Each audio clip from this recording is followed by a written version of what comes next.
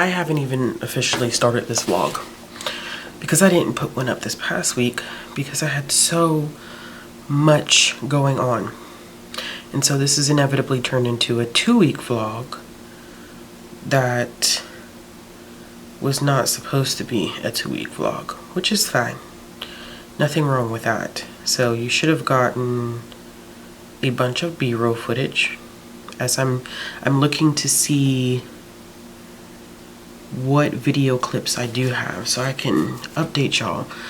I'm gonna be honest with you, I have not been reading a lot because, excuse me, because of stuff like this. I haven't been reading a lot because of stuff like that. I have been extremely busy. I've been doing a lot of workouts lately. Not anything that's like obnoxious per se, but I've just been tired. By the time I work all day and I come home and take care of my little and then try to do my workout and stuff or whatever I need to get done, it's a lot. It ends up inevitably being a lot. So by the time I work out and stuff, I'm tired, y'all. I'm ready to take a shower and really get in the bed and relax, and I'm exhausted right now. So excuse me. So I between the vlog, I believe that I did last time, I think I've only read one thing. The only thing that I read in the past couple of weeks, and we are coming up on the weekend, we are at the weekend, it's Friday, is Villains Are Destined to Die, and that's a manhwa, which is my first time ever reading a manhwa, and I really enjoyed it. So it is essentially about a girl who is adopted by, well, she's not adopted, but she's brought into this family by her long lost father, and so he's not really a great person, and neither are her siblings, and they don't really care for her, and so she's excited to be able to move out once she goes to university. And she ends up playing this game while she's in university, which is a kind of like a role-playing game RPG where she would play like this the Duke's daughter who is found, and everything works out and she finds the love of her life. And then there's a more difficult mode where she plays a girl that is pretty much destined to be the villain, and she was brought to the Duke's mansion as essentially like a stand-in for the Duke's real daughter. And so she plays game, and then eventually just kind of gets sucked into the game. And so she's playing the villain, the young girl that's been categorized as a villain. And so you follow her throughout this, and it's really unique because she's going through the game, she's trying not to get killed. And so she's remembering things when she was not inside the game, but when she was on the outside of the game, she's figuring out things that she's remembering things that she had to keep in mind so that the character didn't die, or learning from when the character did die. So she's thinking like, okay, if, you know, I don't know what may happen if I get killed in this game. Like, do I die forever, or am I getting sent back home? And so it's kind of like a game of chance that she's playing. She's reading emotions, reading situations, and trying to make the best decisions, and trying to kind of establish her role as this person before the Duke's actual daughter comes back into the picture, because she then knows that everything, her potential suitors, are going to disappear once she comes back in. It's really good. I'm enjoying it. I'm glad that my library was able to acquire this one. I'm loving it. Full color illustrations. They are on the more expensive side. If you're looking to purchase them, I would say try to request from your library because of the fact that they are a little bit more on the expensive side. But yeah, I'm gonna give that one 4 out of 5 stars. I literally haven't read anything else at all. I have a couple of things that I've been meaning to read that I want to get to this weekend, but we'll see. You know, June is Pride, and so this month, as in all months really, but this is the time to highlight queer voices, and I want to do that in the graphic novels, comics, and manga that I'm reading, whether it's the creator or actual characters. So I'm excited about that, but I don't have anything to really like update y'all on. Like, literally had like a couple of clips of B-roll footage. I was reading, and I'm still reading.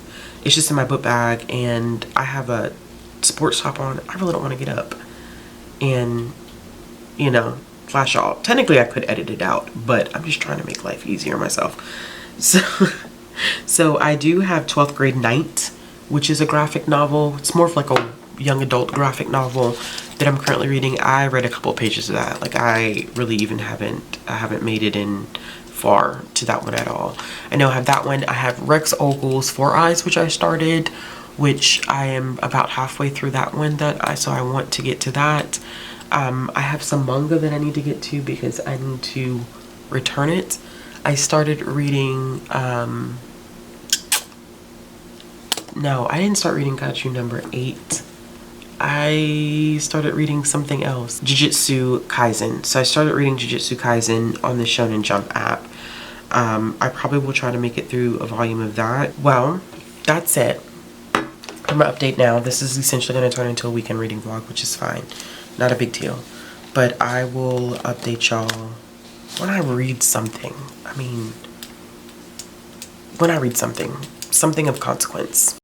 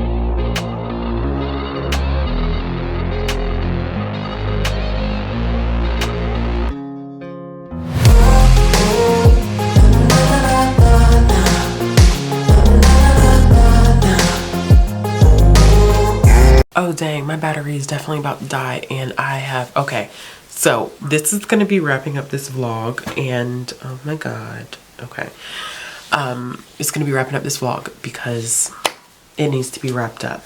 And that poor dog, I wish they would just do something about this dog at night. It's ridiculous. Anyway, so I lied when I did my last sit down for this vlog, and I was like, oh, I've only read one thing, which is Villains Are Destined to Die. That's not true. I actually had already read 3 other things. Four. 1, 2, 3, 4. I don't know how I forgot.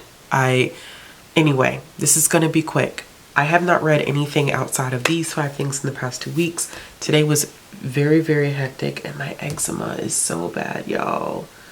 It's so bad. My eczema is so bad. Anyway, I'm gonna hurry up and do this because 1, I am tired. I'm sure y'all saw footage from when me and baby were out walking. We walked 5 miles today. And so I am ready to go kaput, and I've been doing meal planning, and I was going to do another session of workouts, and my body was like, girl, you're done for the day. So either way, I ended up reading Marshmallow Martians, which is a like children's graphic novel. It's literally about these marshmallows that are Martians that are looking forward to going to Earth for the first time, and this first one is called Show and Smell. So they're acquiring smells from Earth to show to the residents. I thought it was cute.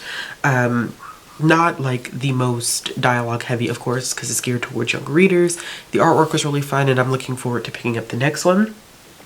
Then I ended up picking up Garlic and Vampire. 4 stars. So cute. So it focuses on a garlic. She's a garlic clove, and it's these group of vegetables and fruits that are working for this witch. she actually ended up enchanting them to help her with her produce so she could sell it at the market in the village. And so they've all pretty much developed personas of their own outside of what she anticipated. And so she kind of lets them grow their own crops. And Garlic's very like timid and meek, and mild, very scared of her own shadow type of situation. And apparently there's this vampire that comes to town and lives in this castle.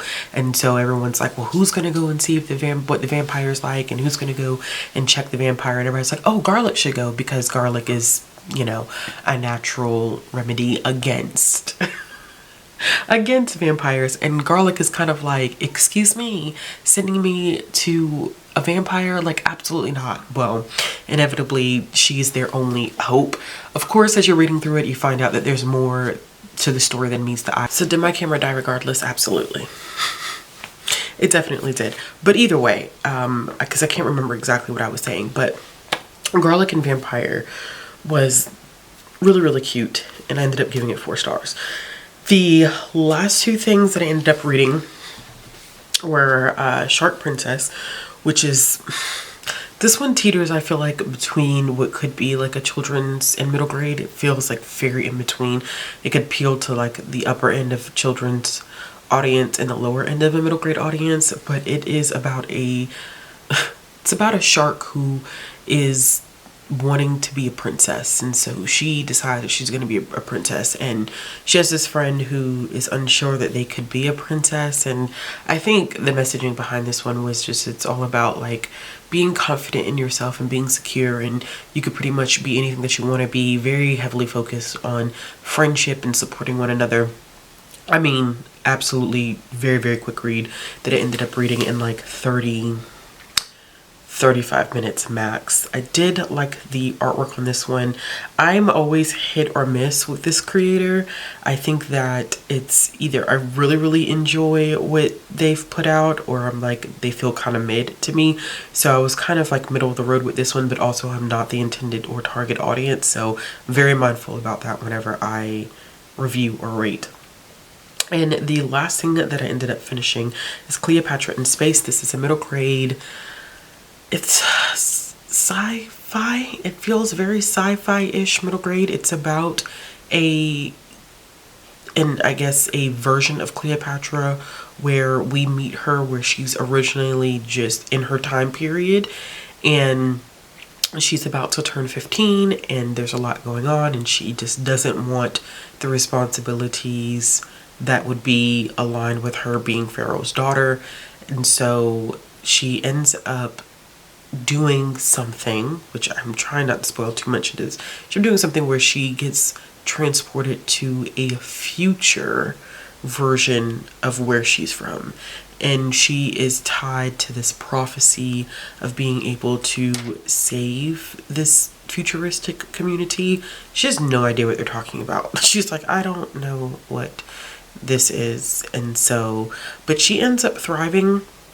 I really like that a lot of the leaders in this one are cats. It's very connected to the Egyptian perception of cats and their importance, and the cats play a very, very huge role in this whole entire storyline. I think it does tackle some typical middle grade stuff, making new friends, first crushes, responsibilities, getting older, and trying to figure out like who you are, kind of like going through your identity. And the artwork was good. I think it was a solid start to the series. It wasn't anything that was like mind-boggling. There were a couple of scenes that I particularly loved, especially because Cleopatra is a very good shot. So she was good at like shooting slingshots in her time period, and when she gets to this time period, they have kind of like these, they're not space guns, like a ray gun, something of the sort, and she's a good shot, like just she's very good at it. And so when she comes toe to toe with the teacher who challenged her, she kind of like shows him up without meaning to. He's just kind of like, do you think you can beat me? And Cleopatra's just kind of like, I mean, I guess I'll try. Like, she's very like chill, which I appreciate as someone who has the same vibe and energy a lot of times. So I really, really like that. But I did end up attempting to start Crossplay Love Otaku and Punk. This is volume 1. I think this is going to be funny. So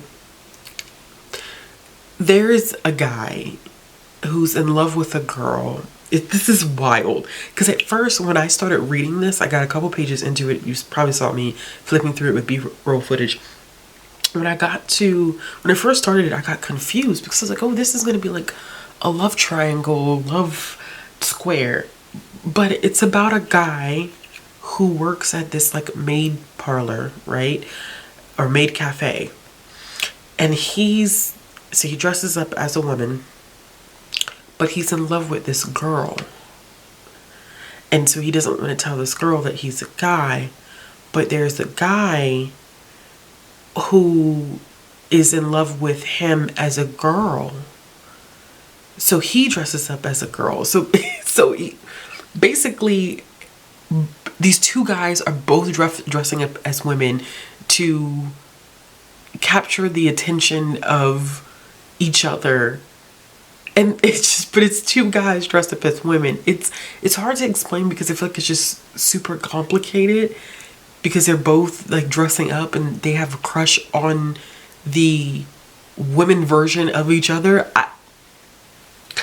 I don't know. I just randomly picked this one up at the library because it thought it would be interesting. But yeah, so it is these two guys dressed up as these two girls. And so, but they're in love with each other as girls. I think I probably will finish this one tonight. I just didn't have enough time because I wanted to go ahead and get this edited so it can get up. But I probably will include this in next week's reading vlog. So yes, this is the 2 weeks, y'all. It's been very, very busy. I'm trying to find kind of like a new balance here, especially with me kind of prioritizing a couple of different things now. But I think that this week definitely will be a little bit better. This week we were supposed to be having the live show for the New Kid series, all 3 books. I need to check in with Bree and see how we are with that. So I definitely need to capture and document that information. But as always, let me know what you've been reading in the past couple weeks in terms of your graphic novels, manga, and comics. And if you're interested in seeing more content from me, click the subscribe button, hit the bell for notifications. If you're interested in following me on social media, all those links will be down in the description box below. And I will be back with another video soon.